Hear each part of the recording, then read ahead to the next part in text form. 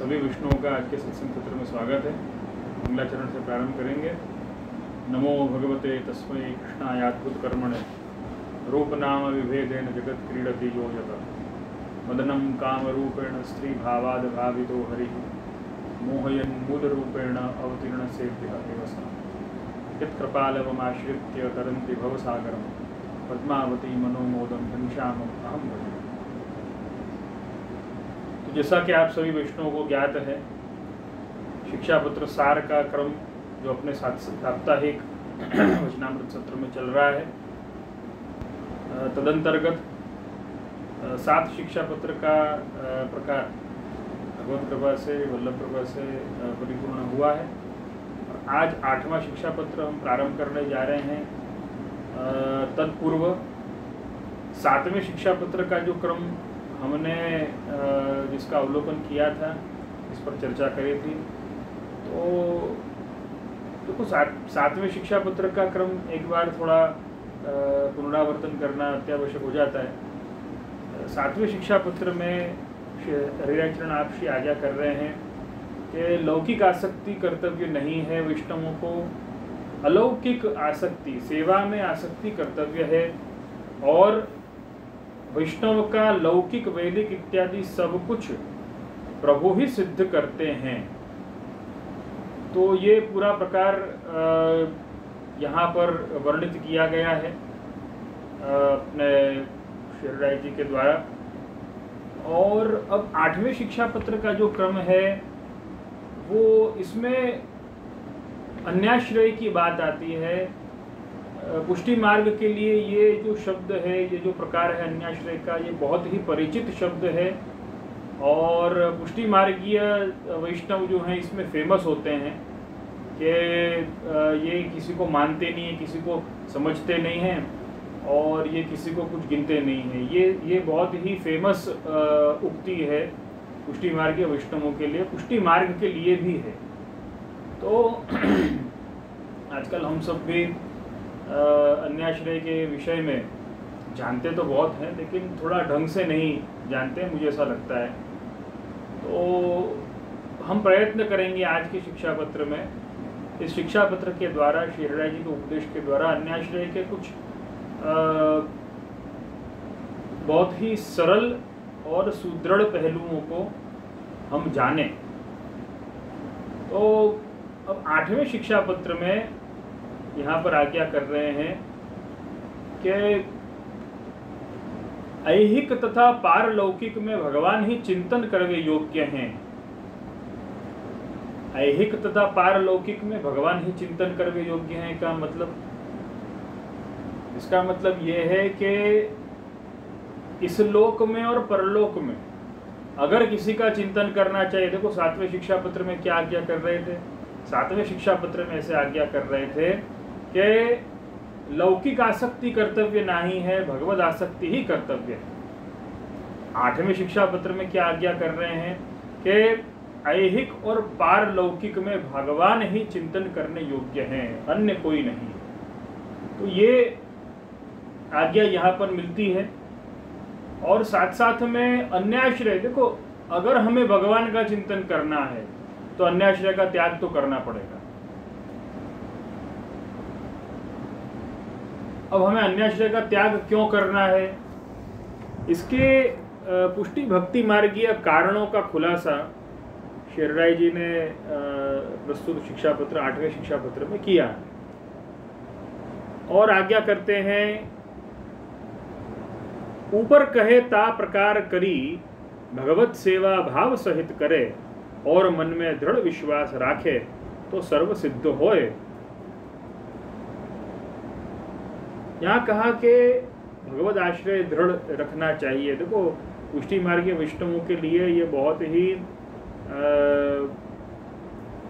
मुख्य सिद्धांत है, अन्याश्रय का त्याग करना और प्रभु का एकाश्रय संपादित करना।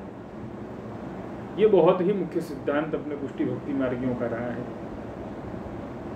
और श्री महाप्रभु जी से लेकर हर आचार्य ने इस पर चर्चा कहीं ना कहीं, कभी ना कभी तो करी। तो हम हमेशा विचार करते हैं कि हमें अन्याश्रय नहीं करना चाहिए। कई वैष्णव ऐसे होते हैं जो अन्याश्रय नहीं करते, लेकिन ऐसे बहुत कम वैष्णव हैं जो अन्याश्रय तो नहीं करते लेकिन प्रभु का दृढ़ाश्रय भी रखते हैं। देखो, अन्याश्रय नहीं करना ये तो मार्ग का मुख्य सिद्धांत है ही, लेकिन एक श्री कृष्ण का, एक पुष्टि पुरुषोत्तम का दृढ़ाश्रय रखना, श्री महाप्रभु जी के चरणों का आश्रय रखना, ये भी कर्तव्य है। अन्याश्रय कर्तव्य नहीं है। हमें अन्याश्रय नहीं करना है तो कर्तव्य क्या है? दृढ़ाश्रय भी कर्तव्य है। कई वैष्णवों को ये कहते हुए सुना है कि हम तो किसी अन्य देवी देवता को नहीं मानते, हम किसी को नहीं मानते। कई माता पिता अपने संतानों के विषय में यही बात कहते हैं कि देखो, इसको क्या है कि इसको समय नहीं मिलता सेवा करने का, अपने गुरु के सन्मुख होने का, वल्लभ के सन्मुख होने का, लेकिन ये अन्याश्रय नहीं करता। अरे तो अन्याश्रय नहीं करता तो आश्रय भी तो नहीं कर रहा है ना, दृढ़ाश्रय भी तो नहीं कर रहा है, सेवा भी तो नहीं कर रहा है, तो उससे क्या फर्क पड़ गया? अगर उसने अन्याश्रय नहीं किया तो उससे कोई फर्क नहीं पड़ा। और ज्यादातर अभिभावक, माता पिता इत्यादि जो बड़े होते हैं वो इसी भ्रम में रह जाते हैं कि हमारे बच्चों ने अन्याश्रय नहीं किया है। भले वो प्रभु की सेवा नहीं करता है लेकिन उसने अन्याश्रय नहीं किया, तो हमें ऐसा लगता है उसने बहुत बड़ा तीर मार दिया, लेकिन ऐसा बिल्कुल भी नहीं। अगर उसने आश्रय नहीं किया है तो वो कहीं ना कहीं अन्याश्रय की राह पर चल दिया है, ये समझ लेना, ये ध्यान में रखना।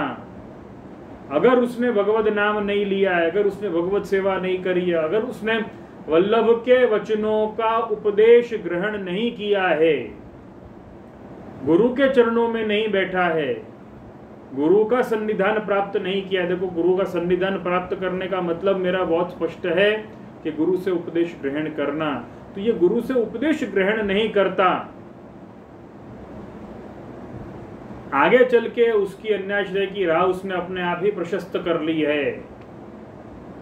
ये निश्चित तौर पे समझ लेना, कभी इस भ्रम में मत रहना कि अन्याश्रय तो नहीं कर रहा है ना, क्या करें, ठाकुर जी के लिए समय नहीं है, सेवा के लिए समय नहीं, क्या करें, आजकल की पढ़ाई ऐसी हो गई है, आजकल का पूरा ट्रेंड ऐसा हो गया, कल्चर ऐसा हो गया, किसी के पास टाइम नहीं है, तो हम सेवा कर रहे हैं, वो सेवा नहीं करे तो क्या हो गया? गलत। हमने तो वल्लभ के उपदेश लिए ही है ना, उसे वल्लभ के उपदेश प्राप्त करने का समय नहीं मिल रहा है तो क्या हो गया? गलत। आप देखना, बहुत बड़ी संख्या में ये बात सोच करके और दृढ़ निश्चय करके रखने वाले अभिभावक, माता पिता बड़े बाद में पछताते हैं।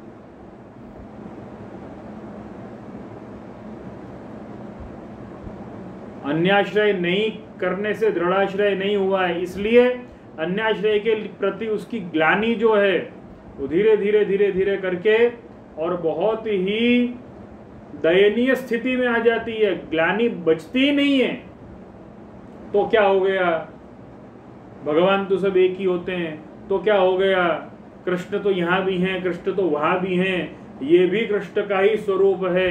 ऐसे कई प्रकार के तर्क मिलते रहते हैं। महाप्रभु जी से कई वैष्णव ऐसे होते हैं, कई युवा ऐसे देखे गए हैं कि महाप्रभु जी से अन्य गुरुओं की बराबरी करते हैं।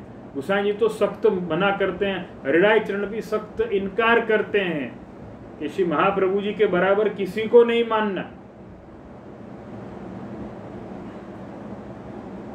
और हम अन्य जो भी गुरु को हम मानते हो, गुरु स्थान हमेशा वंदनीय रहा है, इसमें कोई संशय को कोई स्थान नहीं है। इसके जो भी गुरु हों उसके लिए वंदनीय हैं, पूजनीय हैं, अनुकरणीय हैं, लेकिन महाप्रभु जी के बराबर तो हम किसी को भी नहीं मान सकते। गुणैरन्यः को वा विलसति विना वल्लभ वरम। श्री महाप्रभु जी के जो गुण है, जो स्वरूप है, ऐसा तो कहीं कोई हो ही नहीं सकता। केवल गुरुत्व नहीं है, आप में ऐसा कौन सा गुण है जो उपस्थित नहीं होगा? साक्षात वस्तुतः कृष्ण एव तो आप हैं, गुरु भी आप हैं। सर्वोत्तम सूत्र में तो आपके स्वरूप का वर्णन बहुत ही स्पष्टता पूर्वक प्राप्त होता है, सुरत कृष्ण प्रेमामृत में। तो ये कई प्रकार हैं, वल्लभाष्टक, सुरत कृष्ण प्रेमामृत, सर्वोत्तम स्तोत्र। और अपने मार्ग का जो वार्ता साहित्य है, पूर्वाचार्यों की वाणी है, कई जगहों पर खुलासा मिलता है। महाप्रभु जी के बराबरी किसी से न करें, महाप्रभु जी की बराबरी, श्री महाप्रभु जी के बराबर कोई नहीं है। तो ये जो ग्लानि हम युवाओं में समाप्त हो जाती है, कई युवाओं में ये ग्लानि समाप्त हो जाती है, ये अज्ञानता आ जाती है। मैं ग्लानि की बात बाद में करूंगा, इसमें ग्लानि से भी ज़्यादा अज्ञानता झलकती है। तो जब ऐसी अज्ञानता देखने को मिलती है तब बड़ा ही विस्मय होता है कि देखो श्री महाप्रभु जी की बराबरी ये कर रहा है, ये भी गुरु हैं, वो भी गुरु है, तो महाप्रभु जी कहाँ, श्री महाप्रभु जी आप कहाँ, और अन्य सब कहाँ। तो इसका निश्चय जो है, इसका दृढ़ संकल्प जो है, वो एक वैष्णव वो ही कर सकता है।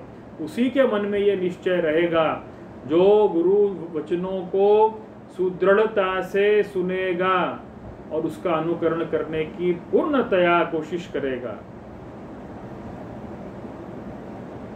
वैष्णव अगर हमें लगता है कि हमने अन्याश्रय नहीं किया, हम तो वैष्णव हैं, हम तो 2 कंठी पहनते हैं, हम तो सुबह उठ के और प्रभु का नाम भी लेते हैं, हम पाठ भी करते हैं और कुछ 5-10 मिनट हम भगवत सेवा भी कर लेते हैं, जितना टाइम हो उतने से कुछ नहीं होगा, गुरु उपदेश लेना पड़ेगा।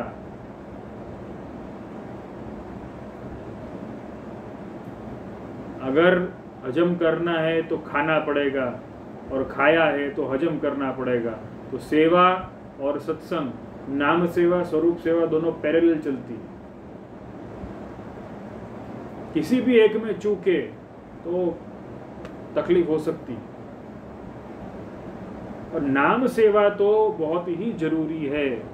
स्वरूप सेवा की अनुकूलता तो प्रभु कृपा से प्राप्त होती है, लेकिन नाम सेवा तो अत्यावश्यक है वैष्णव, और गुरु के उपदेश उसमें सर्वोपरि है। तो आज का जो शिक्षा पत्र का क्रम है, 8वें शिक्षा पत्र का क्रम, ये अन्याश्रय के क्रम को समझाता है कि हमें अन्याश्रय क्यों नहीं करना है।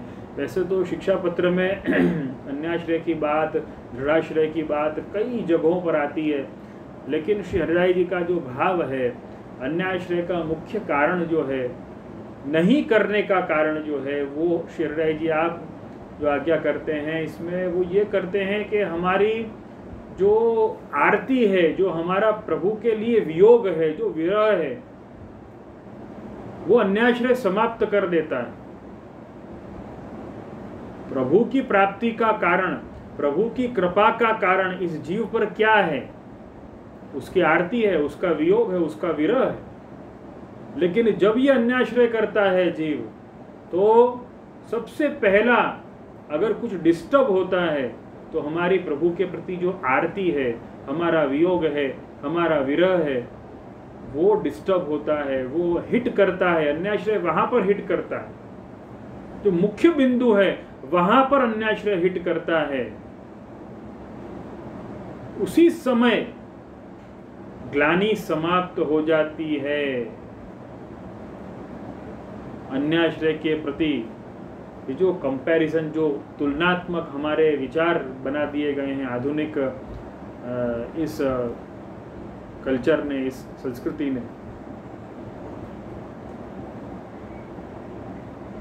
अन्याश्रय वहां पर हिट करता है जो सबसे बड़ा सूत्र है प्रभु से जुड़ने का, प्रभु की कृपा प्राप्त करने का, प्रभु का स्वरूपानंद प्राप्त करने का, जो सबसे बड़ा जो सूत्र है, सबसे बड़ा कारण है। हमारा विप्रयोग, हमारी आरती, हमारा विरह, ये सबको ये अन्याश्रय बहुत हिट करता है। तो पहले श्लोक में, 8वें शिक्षा पत्र के पहले श्लोक में श्री हरिराय जी आज्ञा करते हैं, ऐहिके पारलोके च सर्व सामर्थ्य संयुतः स एव गोकुलाधीश चिंतनीय सदा हृदि। शब्दार्थ, यह लोक और परलोक में सर्व सामर्थ्य युक्त श्री गोकुलाधीश हैं, सो ही सदा हृदय में चिंतनीय हैं। टीका बड़ा ही सुंदर प्रकार यहाँ पे श्री गोपेश्वर जी ने लिखा है। टीका में आप आज्ञा करते हैं, श्री गोकुलाधीश को अपने हृदय में सदा चिंतन करें और सेवा करें, तामे चिंता बाधक है। देखो, चिंतन करें और बताया कि चिंतन करना है, और चिंता को बाधक बताया, चिंतन को साधक बताया। अब चिंता और चिंतन में क्या फर्क है? देखो, जब जीव को चिंता होती है ना, तो वो जो कर रहा होता है ना, उसको भी छोड़ने का विचार करता है या उसमें शिथिल हो जाता है। उसकी क्रिया, उसके विचार, उसके भाव, जो उसका कर्तव्य है उसके प्रति चिंता शिथिल बनाती है। लेकिन जब चिंतन होगा, देखो चिंता और चिंतन में फर्क कैसे समझना। जब चिंतन करेंगे तो चिंतन करने पर वो कर्तव्य के प्रति हमारी सुदृढ़ता हो जाएगी। हमारा जो कर्तव्य है उसके प्रति हम और दृढ़ बनेंगे और जागरूक बनेंगे। ये चिंतन का प्रताप है। और चिंता का प्रताप क्या है कि हमारे कर्तव्य से वो हमें दूर करेगी। चिंता हमें शिथिल बना देगी अपने कर्तव्य के प्रति, उदासीन बन जाएंगे। लेकिन चिंतन जो है वो हमें और सुदृढ़ बनाएगी और हमें जागरूक बनाएगी। ये सबसे बड़ा फर्क है चिंता और चिंतन में। तो हरिराय चरण क्या आज्ञा कर रहे हैं कि श्री गोकुलाधीश को अपने हृदय में सदा चिंतन करें, सदा ही चिंतन करना है और सेवा करें। और तामे चिंता बाधक है। देखो, चिंतन में और सेवा में चिंता बहुत बड़ी बाधक है। और यहाँ पर आगे आज्ञा कर रहे हैं, एक तो यह जो मैं भगवत सेवा करत हूँ, सो मेरे लौकिक को निर्वाह कैसे होगा। देखो, चिंता की क्या बात कर रहे हैं कि देखो हमें किस प्रकार की चिंता होती है। बड़ा ही रिमार्केबल स्टेटमेंट मैं ये मानता हूँ श्री गोपेश्वर जी ने टीका में लिखा है कि हमें किस प्रकार की चिंता होती है। तो कि दो प्रकार की चिंता होती है सेवा करने वाले को। एक तो ये कि मैं तो पूरे दिन सेवा ही किए जा रहा हूँ, तो मेरा लौकिक में, मेरा संसार में निर्वाह कैसे होगा अगर इतनी सेवा करूंगा तो। दूसरा, पहला तो ये कि मैं इतनी सेवा किए जा रहा हूं तो लौकिक में निर्वाह कैसे होगा, ये चिंता होती है, जो भगवत चिंतन में, भगवत सेवा में बाधक रूप है। तो जब ऐसी चिंता होती है कि मेरा लौकिक निर्वाह कैसे होगा, संसार में मेरा निर्वाह कैसे होगा, और दूसरी चिंता क्या होती है कि मैं अपना अलौकिक कैसे सुधारूं, मेरा अलौकिक कैसे सुधरेगा। ये दो प्रकार की चिंताएं होती हैं जो चिंतन में बाधक है। देखो, हमें शायद भगवत सेवा करते हुए कई वैष्णवों को लौकिक की एक्सपेक्टेशन नहीं होगी, लेकिन अलौकिक की बहुत बड़ी एक्सपेक्टेशन होती है। मेरा स्वरूप क्या है ये मुझे जानना है, मेरा लीला में स्वरूप क्या है ये मुझे जानना है, लीला में मेरी सेवा क्या है ये मुझे जानना है। तो अलौकिक कैसे सुधरेगो, तो क्या यह दो ही चिंता को त्याग करें। गोपेश्वर जी का क्या आज्ञा कर रहे हैं। श्री हरिराय जी ने जो 8वें शिक्षा पत्र के पहले श्लोक में आज्ञा करी है, उस पर टीका लिखते हुए गोपेश्वर जी क्या आज्ञा कर रहे हैं कि दो प्रकार की चिंता को त्याग करना है। पहला, लौकिक में निर्वाह कैसे होगा, मैं तो पूरे दिन सेवा कर रहा हूं, मेरा तो सेवा में ही मन लगा रहता है, तो लौकिक में निर्वाह कैसे होगा। दूसरा, मेरा अलौकिक कैसे सुधरेगा, प्रभु कृपा कब करेंगे, करेंगे या नहीं करेंगे। देखो, कृपा कब करेंगे ये चिंतन करना बहुत अच्छी बात है, लेकिन ये चिंता करना बहुत खतरनाक है। जब चिंता होगी ना और ये विचार आएगा ना कि मेरा अलौकिक कैसे सुधरेगा, प्रभु कृपा कब करेंगे, तो चिंता अगर वो होगी तो वो शिथिलता लेकर के आएगी अपने में। अब प्रभु तो कृपा कर नहीं रहे हैं, कोई 5-10 साल हो गए सेवा करते हुए, तो एक काम करते हैं, थोड़ी सेवा कम करते हैं, तो अलौकिक में तो कुछ हो नहीं रहा है, थोड़ी सेवा कम करके और लौकिक में ध्यान देंगे तो शायद लौकिक सुधर जाए। तो ये चिंता के कारण ये चिंतन हमारा कम हुआ है, भगवत चिंतन, भगवत सेवा करने की भावना कम हुई है, ये चिंता का प्रताप है। तो अलौकिक कैसे सुधरेगा इसका भी विचार, इसकी भी चिंता नहीं करनी है, चिंतन करना है। तो अलौकिक कैसे सुधरेगा, ये जब चिंतन करेंगे ना, तो चिंतन करने पर क्या होगा, देखो चिंता करने से क्या होगा वो तो मैंने समझा दिया, लेकिन चिंतन करने से क्या होगा, चिंतन करने से हमारी निष्ठा महाप्रभु जी के वचनों में और बढ़ेगी। हमारा अलौकिक कैसे सुधरे, तो हमें ये जवाब मिलेगा कि महाप्रभु जी के आज्ञाओं का पालन करके हमारा अलौकिक कैसे सुधरे, ये चिंतन किया, महाप्रभु जी की आज्ञाओं का निष्ठापूर्वक पालन करके धीरे धीरे धीरे धीरे जवाब मिलते जाएंगे। उसके लिए हम महाप्रभु जी के वचनों को देखना शुरू करेंगे, उसका अनुकरण करना शुरू करेंगे, उसका पठन पाठन अध्ययन शुरू करेंगे, गुरु के पास में जा करके गुरु के चरणों में बैठ करके इस विषय में विनती करेंगे।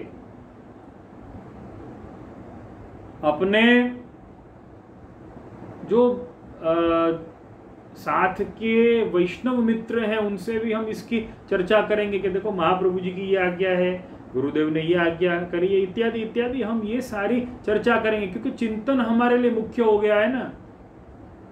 लेकिन जब चिंता मुख्य होगी तब चिंतन को छोड़ करके और सब क्या करें, सेवा करना चाहते हैं लेकिन कर नहीं सकते, आज ये हो गया, आज वो हो गया, आज ऐसा हो गया, आज वैसा हो गया, ये सारा चिंता का प्रताप है। अलौकिक चिंतन करना है, अलौकिक चिंता नहीं करनी है। और बहुत ही सुंदर आज्ञा कर रहे हैं कि दो प्रकार की चिंता तो बिल्कुल नहीं करनी है कि मेरा लौकिक कैसे सुधरेगा, मैं तो पूरे दिन भगवत सेवा कर रहा हूं, दूसरा मेरा अलौकिक कैसे सुधरेगा। दोनों ही प्रकार की चिंता हमें नहीं करनी है।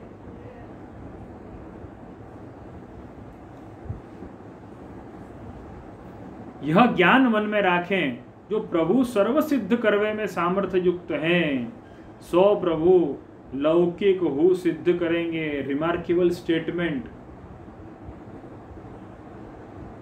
जो कोई भी ये समझता हो या जो कोई भी ये बोलता हो कि प्रभु तो भगवान तो क्या पुष्टि मार्ग में तो क्या है कि प्रभु लौकिक कुछ देते ही नहीं, अगर ये विचार आता हो, ये स्टेटमेंट हमेशा पढ़ लेना। गोपेश्वर जी ने आज्ञा करी लौकिक हो सिद्ध करेंगे।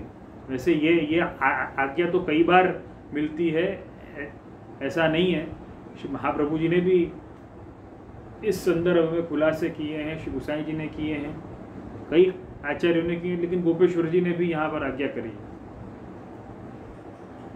कि प्रभु लौकिक हो सिद्ध करेंगे। ऐसा मत मानना, देखो प्रभु को लौकिक मानना नहीं है, मनुते नहीं व लौकिकम, ये श्री महाप्रभु जी ने कहा है। इसका मतलब ऐसा नहीं है कि प्रभु लौकिक सिद्ध कर नहीं सकते। मैं बार बार ये बात कहता हूं कि पुष्टि मार्गीय वैष्णव के लिए उसका लौकिक अवांतर फल है, सेकेंडरी फल है। मुख्य फल जो है वो अलौकिक है, स्वरूपानंद है। लौकिक उसके साथ परिपूर्ण अपने आप हो जाता है।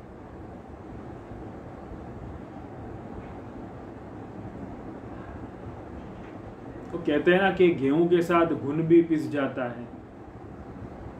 तो मुख्य फल के साथ में अवांतर फल तो अपने आप मिल ही जाता है, उसमें उसके लिए कोई प्रयत्न करने नहीं पड़ते।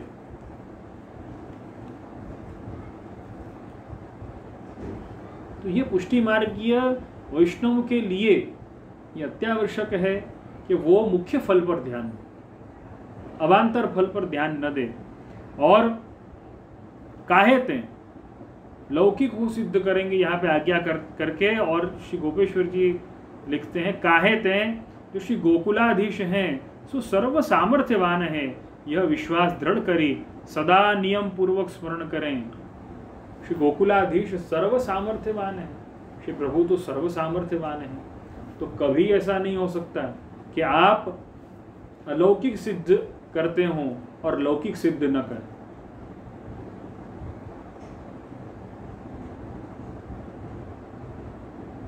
आप सर्व सामर्थ्यवान हैं और पुष्टि भक्त जो हैं वो आपके स्वकीय हैं, इसलिए जो अपने हित में है वो प्रभु सिद्ध करते हैं। ये हमेशा ध्यान में रखें।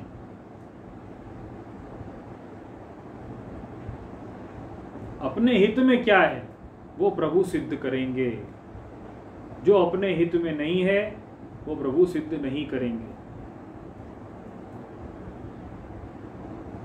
वैष्णवों को ऐसा लगता है, देखो हमने तो इतनी सेवा करी लेकिन हमारा तो कोई प्रभु ने कुछ सिद्ध किया नहीं, और देखो संसार में कितने लोग अन्याश्रय कर रहे हैं, महाप्रभु जी के वचनों को नहीं मान रहे, कितने वैष्णव ऐसे हैं प्रवाही हैं, समझते हैं कि कितने सुखी हैं, लौकिक में बहुत अच्छा है उनको कितनी सक्सेस मिल रही है, कितनी जीवन में सफलता मिल रही है, कितने प्रसन्न वदन हैं।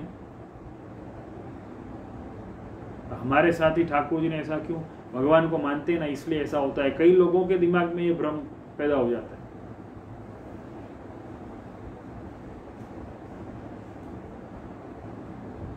ये बात ध्यान में रखें वैष्णवों के। श्री महाप्रभु जी ने इस संदर्भ में आज्ञा की, हरिणाये विनिर्मुक्ता से मग्ना भव सागरे, जिसको प्रभु विशेष रूप से मुक्त करना चाहते हैं, प्रभु जिसको छोड़ देना चाहते हैं, जिसको छूट देना चाहते हैं, उसको संसार में आसक्ति करवा देते हैं, उसको संसारिक सुख दे देंगे, उसी में रचा पचा रहे।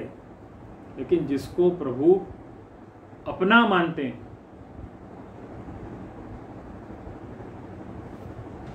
उसको अलौकिक में सुख देते हैं, उसको लौकिक में सुख नहीं देते। ये कहना तो बहुत गलत है कि लौकिक में सुख नहीं देते, लेकिन जीव ऐसा समझ लेता है कि लौकिक में सुख नहीं दिया, प्रभु उसे सुख ही देते हैं। तो जो अपने हित का होगा, जैसा जो जीव होगा, उसके ऊपर वैसी कृपा होगी। आप अलग हैं, आप पुष्टि मार्गीय वैष्णव अगर हैं, पुष्टि भक्त हैं, तो आप अलग हैं।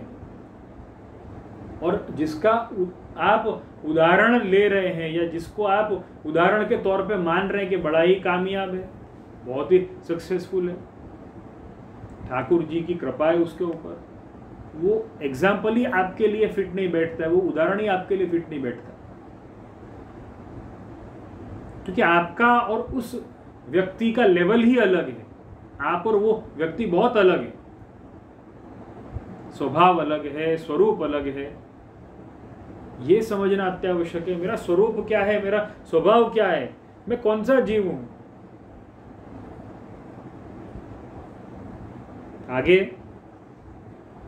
विश्वास तत्र कर्तव्यो भद्रमेव विधास्यति, स्वदोषादेव तत्रापि दोष स्फूर्तिर्यतो भवेत्। भगवान में विश्वास करनो, भगवान कल्याण ही करेंगे, और वहाँ में दोष की स्फूर्ति होए सो अपने दोष ते होए है। हमें भगवान की कृपा में संशय उपस्थित होता है, हमें ऐसा लगता है कि भगवान कुछ बैलेंस नहीं बना रहा है, कहीं ना कहीं हम प्रभु को दोष देने लग जाते हैं। तो यहाँ पर ऐसे आज्ञा करते हैं, अपनो दोष विचारनो, अपनो दोष विचार सखीरी उनसो कछु न कहिए। टीका, दृढ़ विश्वास मन में राखे, यह मुख्य विश्वास भाव है। काहे ते जो विश्वास दृढ़ हो तो भगवत धर्म थोड़ो बनी आवे तो वाको कल्याण हो जाए। हमारा विश्वास दृढ़ है लेकिन भगवत धर्म तो थोड़ा ही कर पा रहे हैं, तो भी कल्याण करने वाला वो भगवत धर्म बन जाएगा। और लोगन को दिखावे के लिए तो भगवत धर्म बहुत करे, परी मन में विश्वास न होए तो धर्म में फल सिद्धि ना ही होए। हम भगवत धर्म तो बहुत करते हैं लेकिन मन में उस लेवल का विश्वास नहीं है। देखो, आचार बहुत किया लेकिन विचार उसके पीछे का दृढ़ नहीं है, लेकिन विचार दृढ़ है, आचरण थोड़ा कम कर पा रहे हैं। नहीं करना चाहते ऐसा नहीं है, लेकिन कम कर पा रहे हैं, लेकिन विचार दृढ़ है। तो उतना जो विचार है, जो भगवत धर्म का विचार है, जो भगवत धर्म का भाव है, वो भी कल्याण करने वाला सिद्ध होगा। और श्री महाप्रभु जी के विवेक धैर्याश्रय ग्रंथ का उदाहरण दे रहे हैं कि विश्वास कितना बड़ा काम करता है। विश्वास कर्तव्य है, विश्वास तत्र कर्तव्यो भद्रमेव विधास्यति। ब्रह्मास्त्र चातकौ भाव्यौ प्राप्तम सेवेत निर्मम। रामलीला का यहाँ पर उदाहरण श्री महाप्रभु जी ने दिया है कि हनुमान जी को रावण ने बांधने का प्रयत्न किया। लंका में पहुंच करके हनुमान जी ने बड़ा ही उत्पात मचाया, कई राक्षसों को मार दिया और इंद्रजीत को रावण ने हनुमान जी को बांधने के लिए भेजा। ब्रह्मास्त्र से हनुमान जी को बांधा गया। हनुमान जी ने भी ब्रह्मास्त्र की मर्यादा रखते हुए और बंधना उचित समझा, ब्रह्मास्त्र में तो बंध गए। हनुमान जी ब्रह्मास्त्र में बांधे हुए रावण के सन्मुख लाए गए। रावण को बड़ा विस्मय हुआ कि इतना महाबली वानर और सिर्फ ब्रह्मास्त्र से इसको बांधा है, अरे तो छूट जाएगा तो बहुत तकलीफ देगा, एक काम करो इसे जंजीरों में बांधो, साकलों में बांधो। तो साकल से बांधा, साकल से बांधते ही और हनुमान जी ने अपना स्वरूप जो है वो विराट बना लिया, बड़ा बना लिया, जंजीर से बांध ही नहीं पाए और पूरी लंका को तहस नहस कर दिया। तो ब्रह्मास्त्र और चातक का उदाहरण दिया है। चातक जो है वो स्वाति बिंदु पीता है, दूसरा जल समझता ही नहीं। उसका विश्वास जो है इतना दृढ़ है, उसका विश्वास उसे जिता देता है। अच्छा, दूसरे के लिए वो सत्य नहीं हो सकता, जिसका ऐसा विश्वास है उसी के लिए सत्य हो सकता है। कहने का तात्पर्य ये, तो वैष्णवों के लिए तो विश्वास मुख्य है, प्रभु के प्रति उसका विश्वास दृढ़ है, यही आश्रय रखवाने वाला है और अन्य आश्रय से बचाने वाला है हमारा विश्वास। तीसरे श्लोक में आज्ञा करते हैं, आरती ही फलम साधनम च व्रजाधिपति संगमे अथः सदा तदार्त्यैव स्थीयताम तत्कृपायुतैहि। ब्रज के अधिपति श्री कृष्ण के समागम में आरती है, सो ही साधन है और सो ही फल है। तासो प्रभु की कृपा युक्त होए वैष्णव को रहनो। प्रभु की आरती हमेशा मन में रखनी, कृपा युक्त होके रहनो। देखो ये बहुत अच्छे सुंदर सुंदर पॉइंट्स हैं। मन में विरह रखना, प्रभु की प्राप्ति की आरती रखना। देखो विरह, आरती, वियोग, इन शब्दों में और जो लौकिक में हम कहते हैं ना कि लौकिक दुख में हमें ऐसा लगता है कि ये दुख है, ये अलौकिक दुख है। अब अलौकिक दुख अगर है तो लौकिक दुख से अलग कैसे? क्योंकि लौकिक आरती जो होती है, देखो हमें किसी चीज को प्राप्त करने की एक टकटकी लगी है, तो वो चीज प्राप्त हो जाएगी ना, फिर संतोष हो जाएगा, हाँ प्राप्त हो गई। ऐसा नहीं होगा और प्राप्त हो और मिले। मैं पैसे की बात नहीं कर रहा हूं, मैं पैसे की बात नहीं कर रहा हूं, मैं लालच की भी बात नहीं कर रहा हूं, मैं अपूर्णता की और पूर्णता की बात कर रहा हूं। ध्यान से समझना, जब लौकिक में किसी वस्तु की प्राप्ति होती है तो हमें पूर्णता का अनुभव ही नहीं होता, हमारी लालच बढ़ती ही जाती है। क्यों? क्योंकि हम पूर्णता को प्राप्त करना चाहते हैं, लेकिन जिस वस्तु से पूर्णता को प्राप्त करना चाहते हैं वो पूर्ण बनाने वाली नहीं है, वो कंप्लीट बनाने वाली नहीं है, वो फिनिश करने वाली है। वैष्णव, कंप्लीट और फिनिश में अंतर समझने का प्रयत्न करना। कंप्लीट करने वाली नहीं है, फिनिश करने वाली है। लौकिक में कोई भी चीज प्राप्त होगी तो वो फिनिश करेगी, कंप्लीट नहीं करेगी। लेकिन अलौकिक आरती होगी, अलौकिक वियोग होगा, विरह होगा, अलौकिक विप्रयोग होगा, तो हमें प्रभु की कृपा प्राप्त होने पर पूर्णता का अनुभव होगा। हाँ, वो आरती और बढ़ती जाएगी, लेकिन अपूर्णता का अनुभव नहीं होगा। ये फर्क है लौकिक वस्तु प्राप्त करने में और अलौकिक वस्तु प्राप्त करने में। लौकिक वस्तु प्राप्त करके लालच बढ़ेगा, अपूर्णता और ज्यादा ज्यादा ज्यादा ज्यादा लगने ही लगेगी। आज 5 लाख अगर मिल रहे हैं तो कल 10 मिले, 10 मिल रहे हैं तो 20 मिले, 20 मिल रहे हैं तो 50 मिले, 50 मिल रहे हैं तो 100 मिले। ये अपूर्णता के जो लालच है, अपूर्णता का जो भाव है, अपूर्णता का जो स्वभाव है एक लौकिक जीव का, उस कारण से उसकी लालच बढ़ती ही चली जाएगी और अपूर्णता बढ़ती चली जाएगी।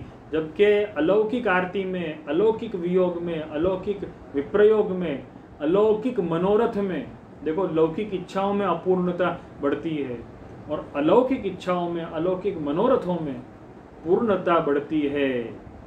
प्रभु के दर्शन की आरती है, प्रभु की सेवा का विप्रयोग है। प्रभु ने कृपा करके और सेवा का सुख दिया, प्रभु ने कृपा करके दर्शन का सुख दिया, पूर्णता का अनुभव हो गया। अब वापस टकटकी लग गई कि वापस ऐसे पूर्णानंद प्रभु कब कृपा करेंगे। देखो अपूर्णता का अनुभव नहीं हो रहा है, पूर्णता का ही अनुभव हो रहा है और अलौकिक मनोरथ हो रहे हैं। ये फर्क है। प्रभु के लिए अलौकिक आरती होना ये तो हमारा कर्तव्य है, वो तो होना ही चाहिए। ये तो हमारा परम मुख्य सिद्धांत है,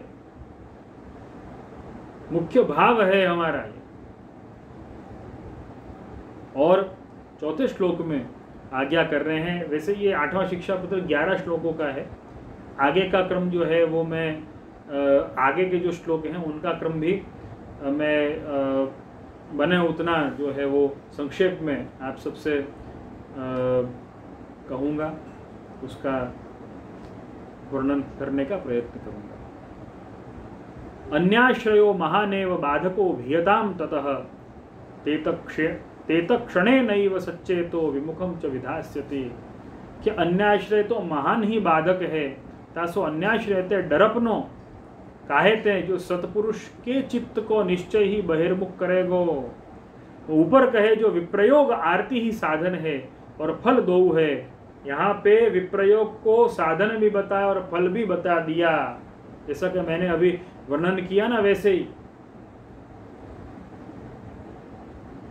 विप्रयोग जो है उसके कारण प्रभु की कृपा होती है, हम पूर्णता का अनुभव करते हैं, तो वहां पर विप्रयोग साधन बन गया और उस पूर्णता का अनुभव करते करते हमें प्रभु की प्राप्ति होती है, स्वरूपानंद की प्राप्ति होती, तो वही फल बन गया। विप्रयोगी फल और विप्रयोगी साधन। ऊपर कहे जो विप्रयोग आरती ही साधन है और फल है, तहां अन्याश्रय बाधक है। सगरी आरती को दूर करी, सगरे धर्म को नाश करें, ताते अन्याश्रय ते सदा ही डरपत रहनो। यहाँ पे कहा कि अन्याश्रय सो सदा ही डरपत रहनो। वो श्रीमद् भागवत में पंचम स्कंद में जड़ भरत जी की जो वार्ता आती है, जो प्रसंग आता है, भरत जी को एक बार मृग में आसक्ति हुई, दूसरा जन्म उनको मृग का मिला, तो फिर तो आसक्ति से ही दूर हो गए कि अब तो प्रभु के सिवाय कुछ नहीं। हमको कई बार ऐसा लगता है कितना एक्सट्रीम हो गया, इतना एक्सट्रीम करने की क्या जरूरत थी भरत जी को। अरे उन्होंने ये जन्म जन्मांतर का जो फल जो कुछ क्षणों में, कुछ समय में उनको मिलता, उसके लिए कई जन्म लेने पड़ गए। उसकी वैल्यू भगवत भक्त को होगी, हमें नहीं हो सकती, और शायद हमें होगी श्री वल्लभाचार्य जी की, श्री महाप्रभु जी की कृपा से होगी। अभी शायद समझ में ना आए, हमारी बहुत प्रारंभिक अवस्था है। उसकी वैल्यू जो है ना, ये आसक्ति की वैल्यू, भगवत भाव की वैल्यू भगवत भक्तों को होती है। इस पर श्री महाप्रभु जी कृपा करें। तो कहा कि एक समय के लिए भी अगर अन्याश्रय किया तो आरती को नाश कर देते हैं, विप्रयोग का नाश कर देगा, सगरे धर्म को नाश करे। अन्याश्रय एक बार का एक गलत स्टेप, एक गलत विचार, एक गलत कार्य, एक गलत कर्म, एक गलत शब्द, बोलो या सुनो, दोनों ही सगरे धर्म को नाश करवे वारो है। हारित स्मृति का यहाँ पे उद्धरण लिया हुआ है श्री गोपेश्वर जी ने, बड़ा ही सुंदर प्रकार है। नान्यम देवम नमस्कुर्यान नान्यम देवम निरीक्षयेत, नान्यत प्रसाद मद्याच्च नान्यत दायतनम व्रजेत। अन्य देव को नमस्कार न करनो, अन्य देव के दर्शन न करने, अन्य देव को प्रसाद न खानो और अन्य देव के मंदिर न जानो इत्यादि स्मृति के वचन विचारी, अन्य देव को देखने हूँ नाही, नमस्कार आदि न करें, प्रसाद कछु न ले, अन्य देव को आश्रय न करें और अन्य देव को आश्रय जो करे ताको बहिर्मुख जानिए, अपने भाव की रक्षार्थ अपने मन ते वाको वेग ही त्याग करें। हमें बहुत एक्सट्रीम लगेगा, क्यों ऐसा अपमान हो रहा है? ये अपमान शायद हमारे लिए हो रहा होगा, लेकिन भगवत भक्त के लिए एक क्षण का भी उसका विचार, उसकी कृति, कुछ भी करना वो प्रभु को भुलाने वाला है। ये उन कक्षा के, ये तादृशी जनों के कक्षा के जो जीव हैं उनकी बात हो रही है, हमारे जैसों के नहीं जो गुरु वचनों को भी गंभीरता से लेने में 10 बार विचार करते हो, जिनका दृढ़ निश्चय है भगवत प्राप्ति का, श्री महाप्रभु जी की आज्ञा के पालन का, ये उनके लिए ये वचन और बहुत सही है, इसमें कुछ भी एक्सट्रीम नहीं, अपनी भक्ति है, अपने प्रभु के प्रति, अपने आराध्य के प्रति ऐसी भक्ति बहुत ही विलक्षण, बस बिल्कुल वैसा ही है। शायद हमें एक्सट्रीम भी लगे तो मैं ये बात कहना चाहूँगा, बस ये वैसा ही है कि अगर हम भारत जिंदाबाद, हिंदुस्तान जिंदाबाद कहेंगे तो हमें न चाहते हुए भी पाकिस्तान को मुर्दाबाद मानना पड़ेगा, क्योंकि पाकिस्तान का आक्रमण जो है वो भारत को खत्म करने वाला होता है। तो हिंदुस्तान हमारे लिए जिंदाबाद हमेशा रहेगा, ये एक हिंदुस्तानी होने के नाते, एक भारतीय होने के नाते। तो ये सब छोटी छोटी बातें हैं जिनका हमें ध्यान रखना चाहिए। और श्री गुसाई जी ने भी विज्ञप्ति में आज्ञा करी है, अहम कुरंगी द्रग भंगी संगी नांगी कृतोस्मि यत् अन्य संबंध गंधोपि कंधरामेव बाधते। जासो मैं मृग की दृष्टि सी चपल दृष्टि वारे व्रज भक्तन के संगी, जो श्री कृष्ण तिनको अंगीकृत हो, तासो अन्य संबंध को गंध हूँ मेरी कंधरा की ही बाध करे है। कि मैं कृष्ण के अंगीकृत हूँ तो अन्य का संबंध किसी भी प्रकार से हो मेरे लिए तो बाधा ही उत्पन्न करेगा। श्री गुसाई जी के वचन यहाँ पे श्री गोपेश्वर जी बताते हैं, यह वाक्य ते भगवत भक्तन को अन्य संबंध या भांति बाधक है, ताते बहिर्मुख जीव को संग छोड़ी अपने भाव की रक्षा करे। यह निश्चय ही सिद्धांत है।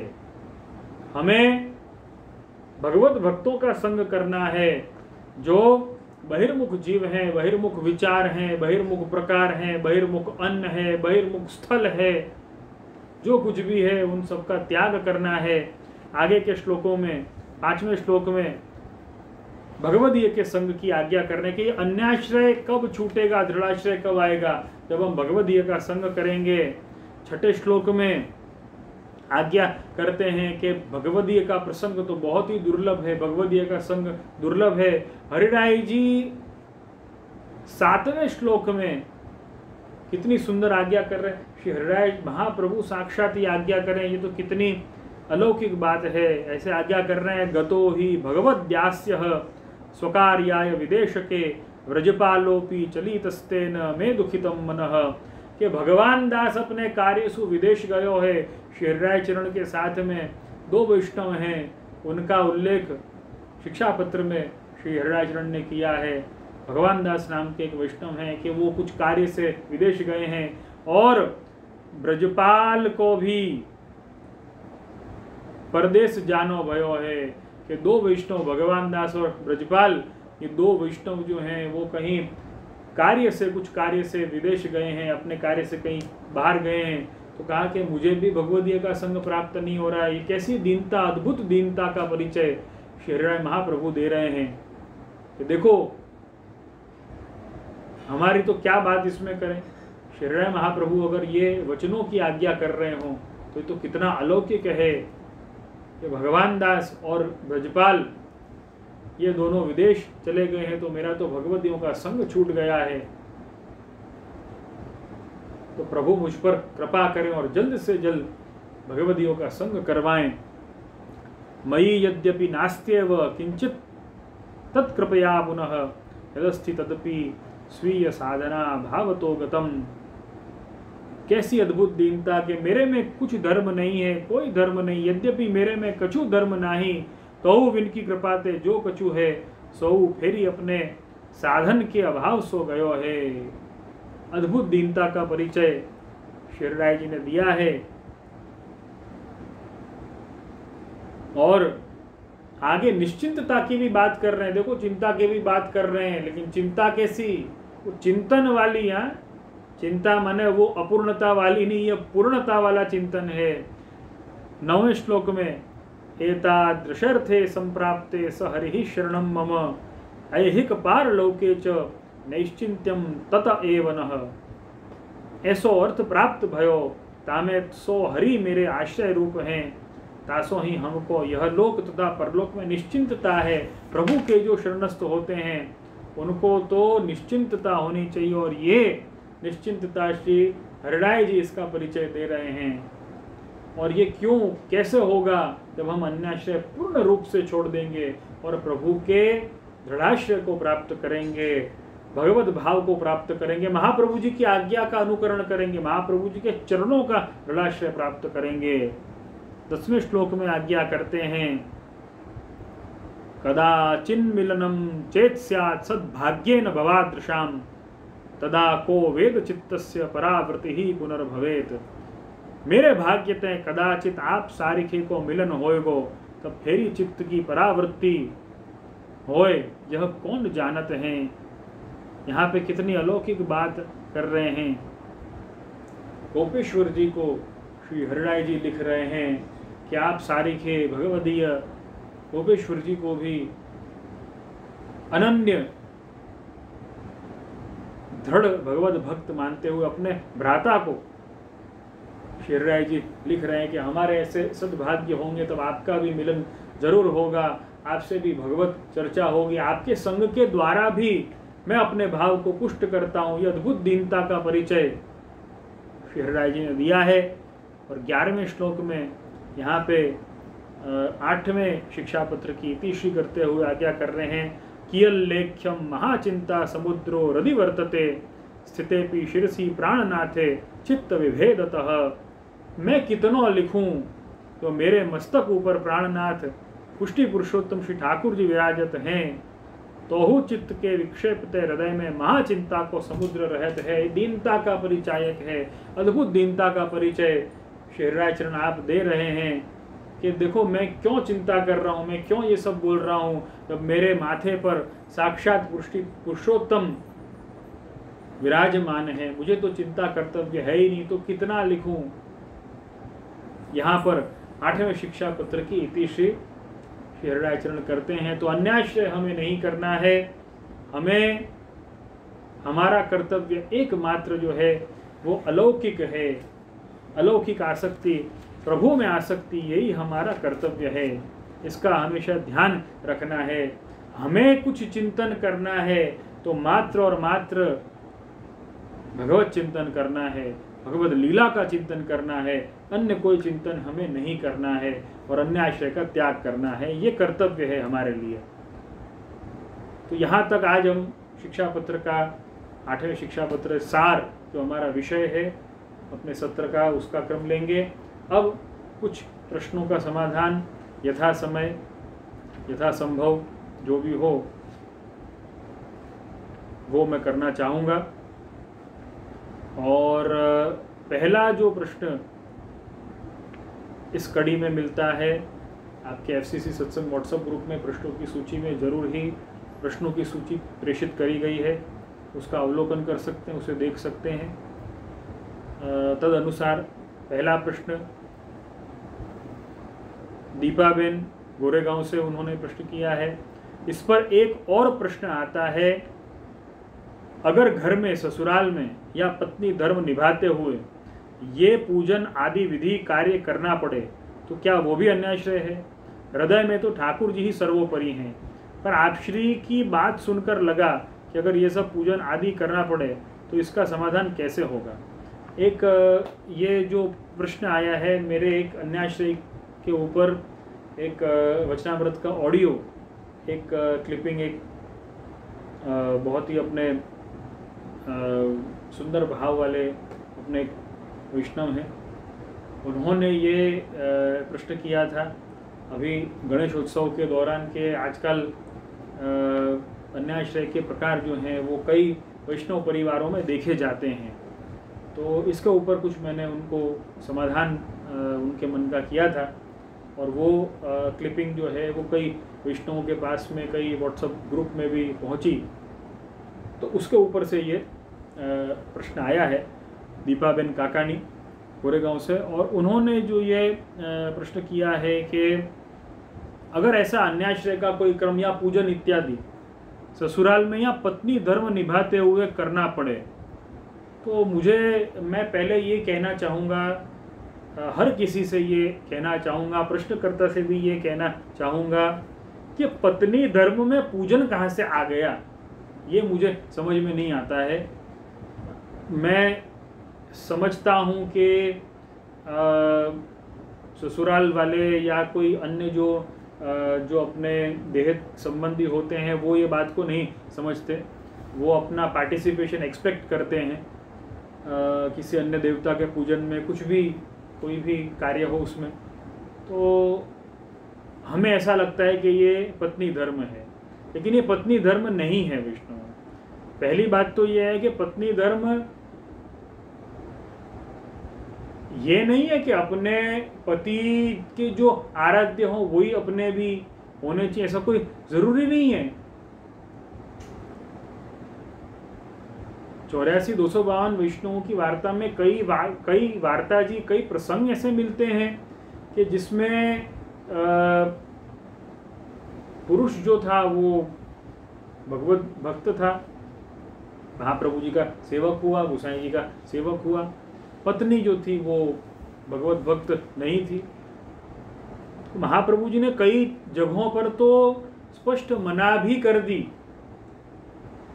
कि यह दैवी जीव नहीं है, तो उसे कंठी भी नहीं दी, या कई जगहों पर ऐसा मनोरथ था कि श्री महाप्रभु जी ब्रह्मसंबंध दे दें तो नहीं दिया और कंठी दे दी उसको। ऐसा कई जगहों पर होता है प्राप्त। तो ये अगर अपने मार्ग में ऐसा है तो ये एक सच्चाई है कि ऐसा कोई धर्म नहीं है, पत्नी का धर्म या पति का धर्म, के जो आपके आराध्य को छुड़वाए। मुझे आप ये बात बताइए, आप खुद इस पर विचार करिए। देखो, मैं ये बात बार बार कहता हूँ मेरे वचनामृतों में, हमारी सबसे बड़ी कमी ये है कि हमारे घर में, मैं ये कहूँगा स्त्रियों को अपने ससुराल में या अपने पियर में, या हमारे घर में, कुटुंब में, हमारे संबंधियों में, मित्रों में हर प्रकार की चर्चा होती है। धर्म की चर्चा क्यों नहीं होती है? अपने स्वधर्म की चर्चा क्यों नहीं होती है? देह धर्म की अगर चर्चाएं होती हैं तो स्वधर्म की भी चर्चा करिए। फेस्टिवल मनाने के लिए, हॉलिडे स्पेंड करने के लिए बहुत प्रोग्राम बनाए जाते हैं, तो अलौकिक चर्चा के लिए भी प्रोग्राम क्यों नहीं बनाते? प्लीज बनाइए। और अलौकिक चर्चा के प्रोग्रामों में आप अगर गुरु के चरणों में बैठकर समझे हैं, आप चर्चा कर सकते हैं, वेल एंड गुड, बहुत अच्छी बात है, आप करिए। नहीं कर सकते हैं तो गुरु के सन्मुख सबको करिए, गुरु को इनवाइट करिए, पधराइए गुरु को। ऐसे कोई बहुत बड़े नियम कानून प्रोटोकॉल के हमको डर लगे कि नहीं भाई गुरु को किसी ने कुछ बोल दिया, पूछ लिया, ये कर लिया, एक सामान्य जो व्यवहार या सम्मान होता है, आसन होता है, वो हम गुरु को दे देंगे, बहुत हो जाएगा। लेकिन कृपया ये चर्चाएं करिए, नहीं तो हमने आज तक बहुत कुछ खोया है अपने अज्ञानता के कारण। अब हमें समय व्यर्थ नहीं करना चाहिए। It is a high time now.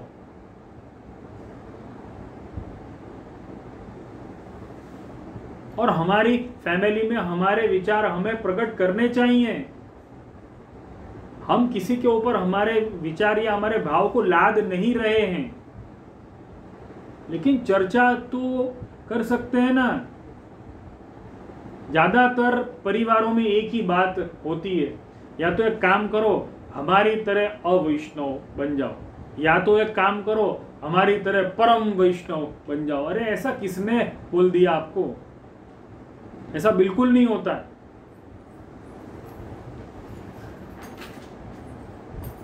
ये अंतर को हम, ये जो मतभेद कहो या जो भी कुछ कहो, हम मतभेदों को स्वीकारते क्यों नहीं है?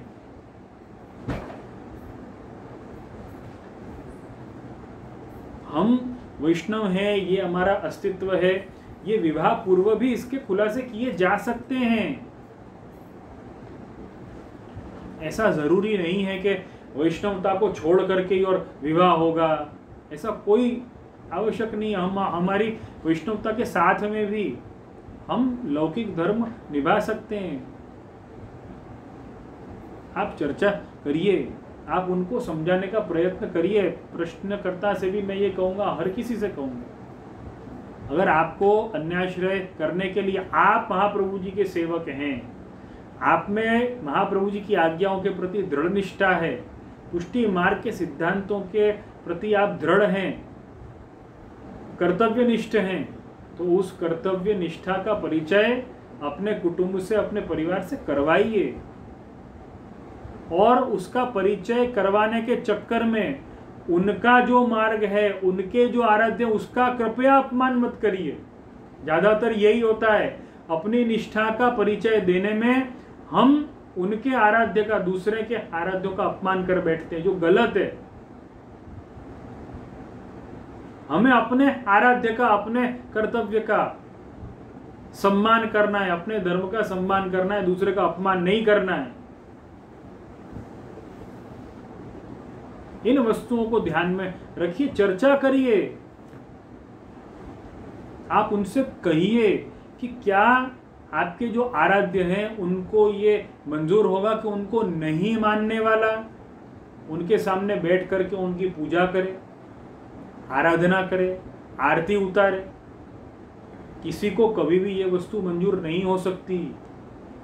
चलो शायद उनको मंजूर होगा, लेकिन क्या वो आराध्य देव को मंजूर होगा? जबरदस्ती को उनकी पूजा कर रहा है, आरती कर रहा है। पत्नी धर्म ये है कि वो कुटुंब को संभाले, पति को संभाले, परिवार को संभाले। वो तो आप निभा ही रहे हैं, अच्छे ढंग से निभाते ही होंगे, मेरा ऐसा विश्वास है। उसमें भक्ति की बात क्यों आई? सनातन धर्म सबके लिए है, लेकिन उसकी श्रद्धा, अपनी श्रद्धा किसी और में है, उनकी श्रद्धा किसी और में होगी। बल्कि मैं तो ये कहूँगा, मैंने तो कई वैष्णवों से ये मैंने कहा भी है। मेरे सामने एक बार ऐसा सवाल भी आया था कि भाई हमारे ससुराल में सास इत्यादि हैं। किसी वैष्णव स्त्रीजन ने ये सवाल किया था कि हमारे ससुराल में नवरात्र में जो है वो घट स्थापना होती है और देवी माँ की आरती इत्यादि, माता जी की सब आरती का क्रम, आराधना का क्रम सब होता है। तो ये तकलीफ मुझे आती है कि मुझे भी करना पड़ता है, मेरी इच्छा नहीं है। तो मैंने उनसे यही कहा कि आप अपने जो बड़े हैं, आपके सास हैं, ससुर हैं, जो भी कुछ है, आप उनसे खुलासा करिए कि ये है, लेकिन अवहेलना मत करिए। आप उनको सब तैयारी करके दीजिए। उनकी पूजा में, उनकी आराधना में, क्योंकि अपने से बड़े हैं, वो खुद इतना कर नहीं पाएंगे, हम उनकी हेल्प तो कर सकते हैं, उनको तैयारी करके दे सकते हैं। ये एक बहू का धर्म, एक पत्नी का धर्म जरूर होगा और जरूर है, हम तैयारी करके दे सकते हैं उनको। वो लोगों का, उन लोगों का जब पूजन का क्रम चल रहा है, आराधना का क्रम उनका चल रहा है, हम खड़े रह सकते हैं बाजू में, नो प्रॉब्लम। लेकिन हम खुद आरती ना करें, ये कोई आवश्यक नहीं है। हम खुद प्रसाद लें, ये कोई आवश्यक नहीं है। एक बहू होने के नाते, एक पत्नी होने के नाते जो हमारे धर्म है वो हम करें, जरूर करें, लेकिन उसके लिए अन्याश्रय करना जरूरी नहीं है। उसके लिए हमें एक हेल्दी एटमॉस्फेयर घर में क्रिएट करना पड़ेगा। और प्लीज मैं सबसे ये सविनय निवेदन करना चाहूंगा कि अपनी बहू को, अपने दामादों को, अपने रिश्तेदारों को जबरदस्ती अपनी भक्ति के प्रकार में, अपने सेवा के प्रकार में, अपनी साधना प्रणालियों में घसीटने का जो एक हम कह सकते हैं कि एक दुस्साहस है, वो कृपया न करें। अगर हमें ये मालूम है कि इसका दृढ़ाश्रय कहीं और है, तो ऐसा दुस्साहस कदापि न करें। रिश्तेदारों को, बहुओं को, जमाइयों को जबरदस्ती घसीटते हैं। हमारे यहाँ पर गणेश जी पधारे हुए हैं, आप सबको आना है, भोजन करना है, प्रसाद लेना है। अरे आप देखो ना उसको, गणेश जी का भक्त है, निमंत्रण तो नहीं है, मत दो ना। मेरे यहाँ पर मेरे ठाकुर जी का अन्नकूट होता है, श्री मदन मोहन प्रभु अन्नकूट आरोगते हैं। हमारे समधी पक्ष में कितने ऐसे हैं जो यहाँ पर मुंबई में ही रहते हैं, अवैष्णव हैं, हम उनको निमंत्रण नहीं देते। उन्हीं को हमारे विवाह इत्यादि में हम निमंत्रण देते हैं। कितने हैं ऐसे रिश्तेदार हैं हमारे।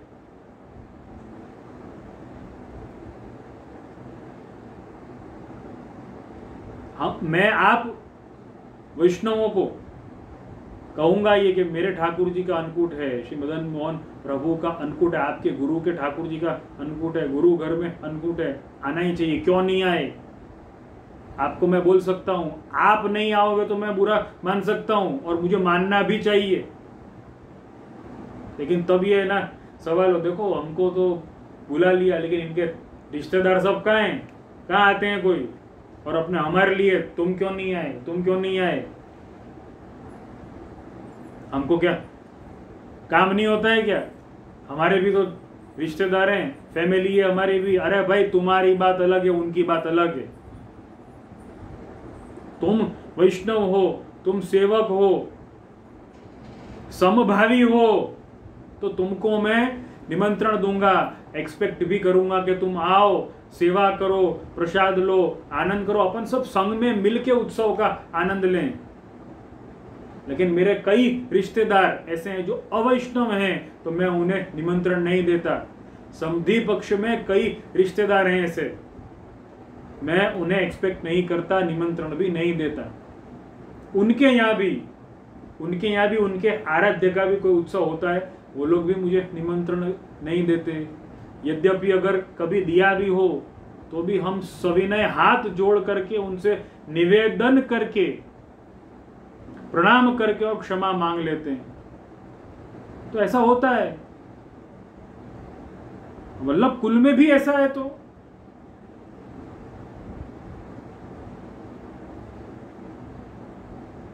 आप सब वैष्णवों के गुरुजनों में भी ऐसा है, उनके परिवार में भी ऐसा होता है। हमारे समधी पक्ष सबके सब पहुंचे हुए वैष्णव नहीं हैं, कई तो अवैष्णव भी हैं, हम उनको निमंत्रण नहीं देते। तो दूसरे की साधना प्रणाली का, दूसरे के भाव का सम्मान करिए, हाँ, उसकी अज्ञानता है तो उसे दूर करने का प्रयत्न करिए।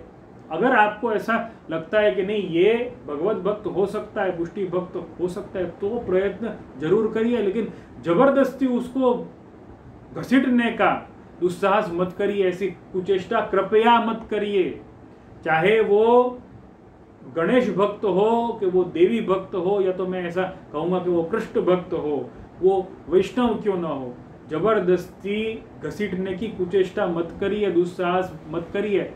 हाँ, थोड़ा प्रयत्न किया जा सकता है एक लिमिट तक कि शायद प्रभु की कृपा हो, लेकिन जबरदस्ती घसीटने का दुस्साहस मत करिए, पाप होगा, इसका ध्यान रखिए। किसी की साधना प्रणाली, किसी का धर्म अपना धर्म नहीं हो सकता, जरूरी नहीं है। किसी भी शास्त्र में, किसी भी पुराण में, किसी भी स्मृति में ऐसे कोई वचन नहीं मिलते हैं। ये अशास्त्रीय है, अधर्म है किसी को जबरदस्ती घसीटना। हमारे यहाँ पर ये है, आ जाओ तो शादी जो है, विवाह जो है, ये जो 16 संस्कारों का जो क्रम है, ये सनातन हिंदू धर्म में ही है। उसमें साधना प्रणाली जो भी कुछ हो, डजेंट मैटर एट ऑल, वो कुछ इफेक्ट नहीं करती। तो विवाह इत्यादि में हम सबको निमंत्रण देते हैं, लेकिन जब हमारे आराध्य का कोई उत्सव हो, जब हमारे आत्मधर्म की बात हो, तब जो समभावी हों, भगवत भक्त हों, उनको हम निमंत्रण देंगे, ये तो स्पष्ट बात है। कृपया दूसरे की साधना प्रणाली का, दूसरे के भाव का सम्मान करें, बहुत अत्यावश्यक है। इसके कारण बहुत ही पहलू सुलझ सकते हैं, ध्यान रखिए। वैसे देर तो बहुत हो गई है, लेकिन दूसरे प्रश्न का भी मैं समाधान करना चाहूँगा। छोटा सा प्रश्न है, रूपलबेन मेहता कांदीवली से उन्होंने प्रश्न किया है गुजराती में, व्रतमा मध हनी शहद केम न लेवाय।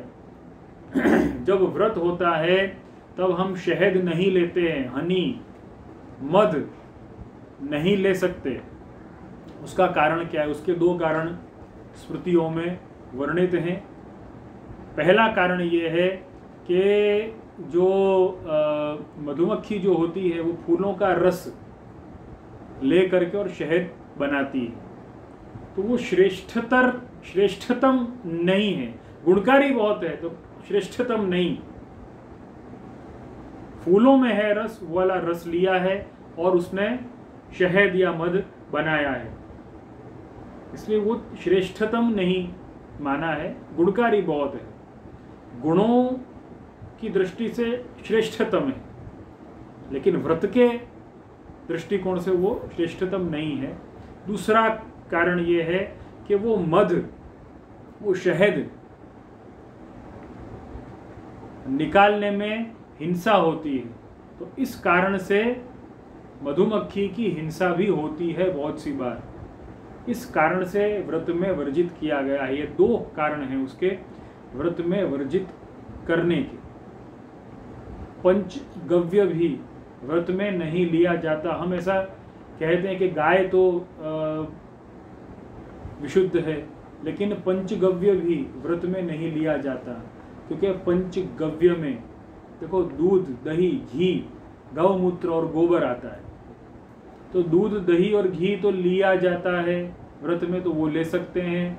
गौमूत्र भी लिया जाता है, वो भी ले सकते हैं, लेकिन गोबर नहीं लिया जा सकता, तो वो नहीं लेते। देखो मैं गोबर खाने की बात नहीं कर रहा हूँ, पंचगव्य प्रपोषण में होता है, तो इसका मतलब कदापि ये ना ले कि मैंने गोबर खाने का आपको बोल दिया है, या पंचगव्य का प्राशन करना जो शुद्धि के प्रकारों में आता है शास्त्र की दृष्टि से, मतलब मैं गोबर खाने के लिए आपको बोल रहा हूँ, ऐसा नहीं है। उसका एक प्रपोषण होता है, वो प्रपोषण में पंचगव्य को मिक्स करके लिया जाता है, तो वो पंचगव्य का प्राशन भी, गोबर भी नहीं लिया जाता, ये भी शास्त्र सम्मत नहीं है व्रत में। वैसे ही जैसे शहद या मध नहीं लिया जाता, वैसे ही। तो आज के सत्संग सत्र को यहाँ पर विराम देंगे। आशा करता हूँ कि आप सबको आनंद आया होगा और कई प्रकार के खुलासे भी हुए होंगे।